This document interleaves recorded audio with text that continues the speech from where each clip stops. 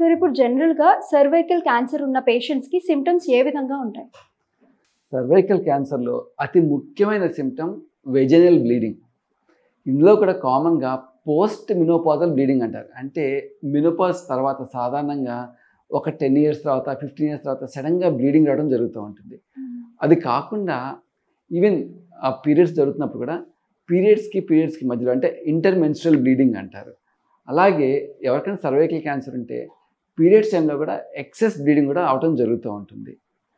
ఇది కాకుండా inter course జరిగేటప్పుడు బాగా పెయిన్ రావటం, ఇంటర్ కోర్స్ తర్వాత బ్లీడింగ్ రావటం, అలాగే యూరిన్ వెళ్తున్నప్పుడు నొప్పి, మంట రావటం, అలాగే నడుము నొప్పి రావటం, ఇంకా ఫౌల్ స్మెల్లింగ్ అంటే బాగా దుర్వాసన వచ్చే డిశ్చార్జ్ వెజైనా నుంచి రావటం, ఇవన్నీ కూడా సర్వైకల్ క్యాన్సర్ సింప్టమ్స్ కింద చెప్పుకోవచ్చు.